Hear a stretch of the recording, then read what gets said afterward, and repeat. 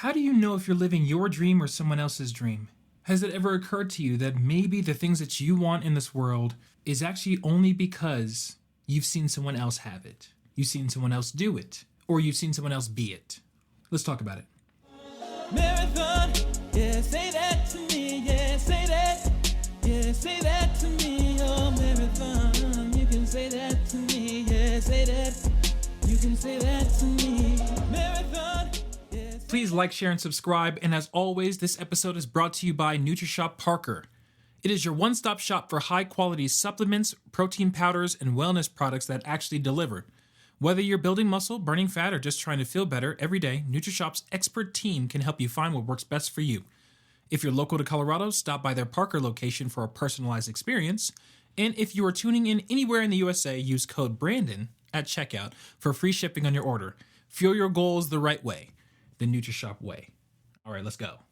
Am I living someone else's dream? And not in the way that you think. I think typically whenever you hear someone say, are you living someone else's dream, or you're living someone else's dream, it's because they're trying to make you feel a certain way about being grateful, being humble. In a lot of instances, that's a good situation to be in and a good thing that someone should bring to your attention. But today's show, Are You Living Someone Else's Dream, has a much more deeper meaning than the surface level of that. This topic has been something, I would say, amongst about 4 or 5 others, has been a reoccurring flavor of the year for me. Am I living someone else's dream? When I watch TV, when I'm listening to singers, when I'm looking at entrepreneurs who are making a lot of money, and I want that for myself because I want great things for myself, and I visualize myself in their place of sorts, right? I not necessarily in their situation, but I want a house as expensive as theirs, or I want a car as nice as theirs, or a relationship as fulfilling as it seems to be on their end. But then it started making me think about, do I only want these things because I see them living it? Do I only want these things because it's been brought to my attention that these people are living this type of way? If I didn't see them living this life, would I still want that life? Am I living someone else's dream? No one knows what's coming to them. No matter how talented, how smart, how educated, or even how well connected you are, no one can truly predict what is coming for them, what is in store for them for the future. I think that there's decent gauges, there's certain patterns, like if your dad is a carpenter and you want to get into carpentry, I'm pretty sure that that's a decently foolproof plan that you will be a carpenter. But if you're dreaming outside of your bounds, you see yourself as more, I think that's when the dream gets a little bit more complicated. And this vlog is specifically for people who want more out of life than what they've seen in their current proximity. So I'll use me as an example. I did a lot of prayer this year about specific things that I want in this life, and something reoccurring kept coming to me. It was stop listening to Drake's music. And not from like a Kendrick situation or even like maybe the next level stereotypical thing like his music is bad natured. It was strictly because I didn't realize it at the time. And I didn't realize it until about 2 or 3 months after that reoccurring voice kept saying, stop listening to Drake's music, that I wanted what Drake had, right? I love making music. I think I'm very talented at making music. I know a lot of these influencers would tell you, like, visualize yourself on the mountaintop, visualize yourself on the Grammy stage, in the big movie, this, and I think that that's powerful and positive in most cases. But for me personally, I realized that I wanted what Drake had to a degree where I had to take a step back and realize whatever is coming to me is what is coming to me, right? Whatever, no matter how talented Drake is, whatever he gets in life is for Drake. And whatever I get in my life, no matter how talented or whatever I am, is for me. But I wanted like his fans. Like I wanted to sell out shows like him. I wanted to make very popular music that people love like him. Don't misinterpret me. I don't want like actually verbatim, literally what Drake has. I don't want his house or his relationships or his songs. It was like, I want the results of what his work produces. That's the key of what I'm trying to say. So I had to stop listening to Drake's music and realize that there is a whole world of things that I might be saying no to because it doesn't look like what Drake's results are.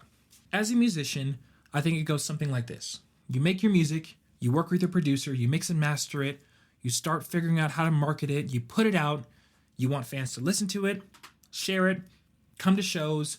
Eventually you want to make enough money to have a stable life this and travel here, and maybe you want to, be a rock star of sorts or be in the upper echelons of music, and you want to be invited to the parties and you want to leave your mark in the music world. You know what I'm saying? And I think that that's the majority of musicians who want to follow that type of trajectory. But what I was realizing during all this deep thought and prayer that I was doing is that maybe it looks different. Like, maybe that's just been the formula, but it doesn't mean it's the formula. So let's use an example. Will Smith did not set out to be a big name box office Hollywood actor. He did not set out to win an Oscar. He actually set out as a rapper making music. And to a lot of regards, he accomplished his musical goals very early, especially becoming the first ever rapper to win a Grammy. That's cool and all, but his trajectory was very interesting. If he wasn't in an accepting, abundant, and open-minded mindset, he might have said no to Quincy Jones. So the quick story, if you don't know Will Smith's story, is he's a rapper. He got invited to a party. Quincy Jones was there. Quincy Jones was drinking. They started talking, and then he was like, hey, I'm making a TV show. Do you want to audition for it? Okay, yeah, audition for it right now. And Will Smith's like, well, I need time to prepare. And then Quincy Jones is like, no, you don't get time to prepare. Like, your shot is now, so go take 5 minutes or 10 minutes in the room, and prepare, come out and show what you got, and then blah, blah, blah. So Will Smith, went back there and tried to prepare something, and then Quincy Jones was like, okay, you got the role. We're going to name it Fresh Prince of Bel-Air, right? On the spot.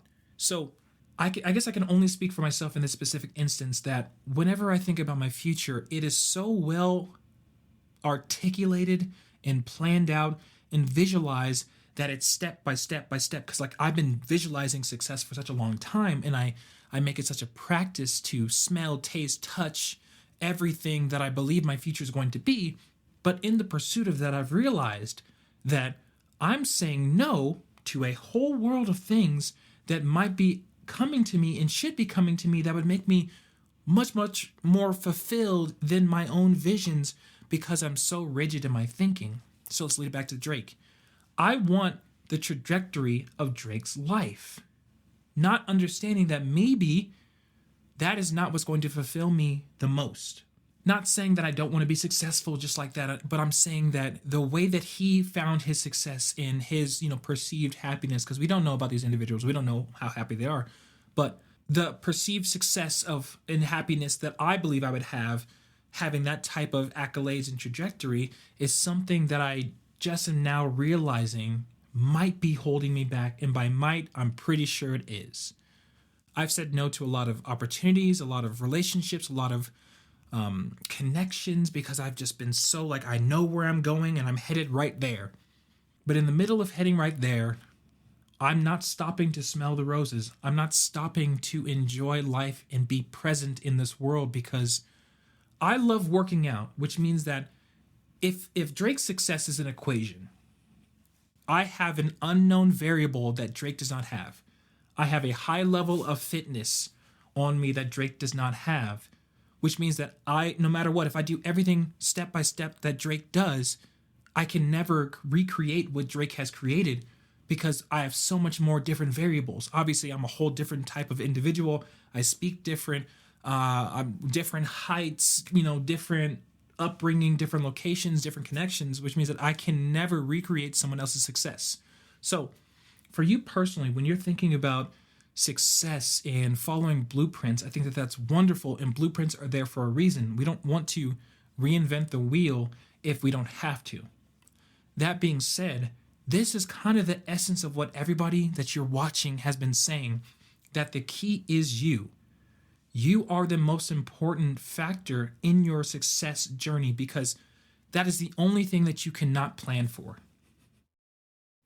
You are the variable that cannot be planned for, which means that whatever uniquely makes you you is the only thing that will get you over there to the high level success that you really want.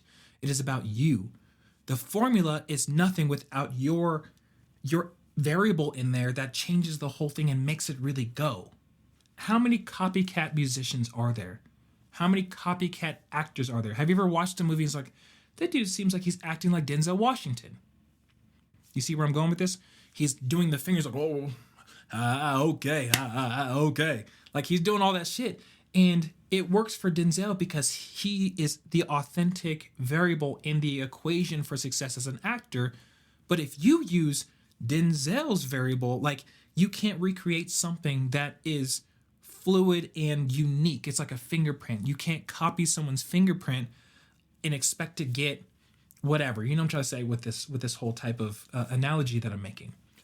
That is why I had to take a step away from listening to Drake's music, because I wanted what he had instead of wanting what is coming to me and what I'm supposed to have.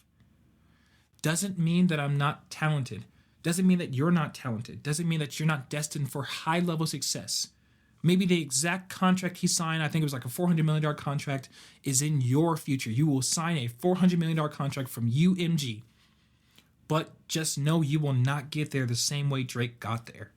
And that is something that if I was struggling with, or I was not understanding that I was trying to follow someone else's trajectory, then I know there's other people out there who may be trying to follow someone else's trajectory.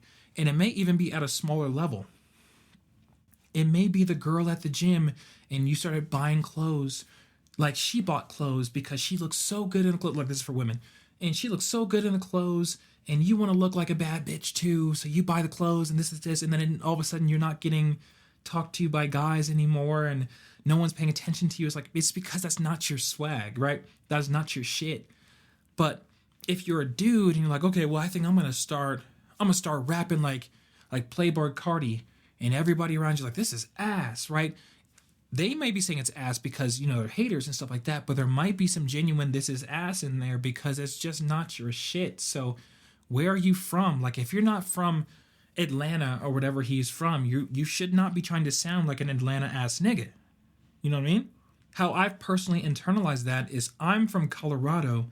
I grew up doing musical theater, so I don't sing like Chris Brown. I don't rap like Drake, right?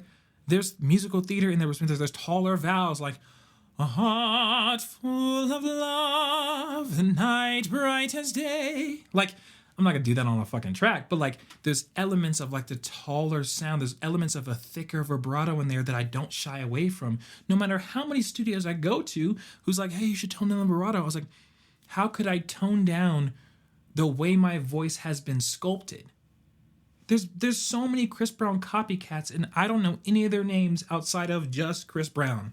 Maybe Eric Bellinger is a Chris Brown copycat, but like other than that, that's the reason why we even have names, is because people are authentic to themselves. So if you've gotten anything from this video, it is that you are the common denominator for any type of success in your life.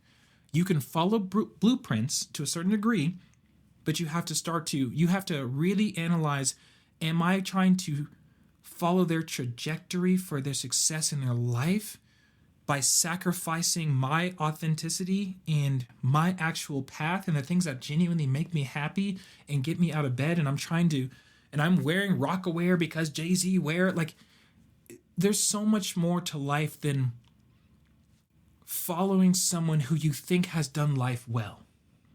Because at the end of the day, a rule of thumb is that no one is really happy like you think they are. There's a reason why everyone is searching for the next thing, because no one's figured out that true fulfillment, right? And a lot of us have our own definitions of it. My personal fulfillment of it is Jesus, is my religion, is my relationship with God. And other people fill it with whatever else they fill it with.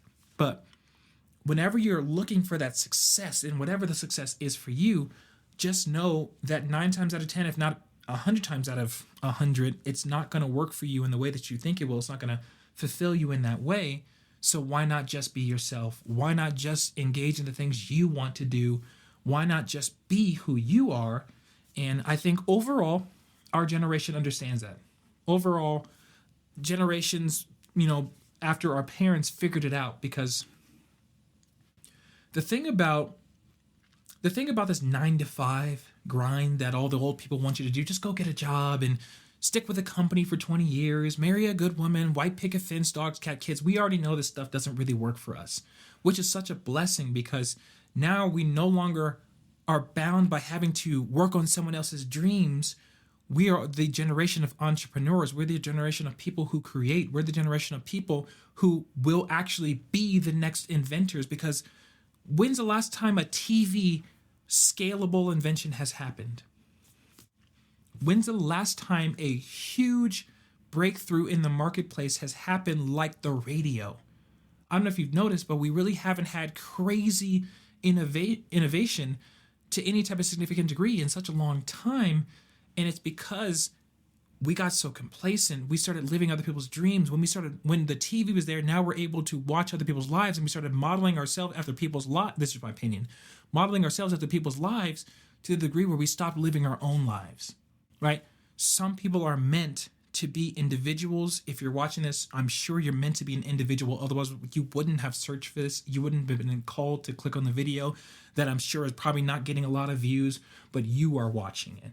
And that means something, right? So if you've gotten anything from this video, it is that. Marathon, Until next time. Say that to me, yeah, say that.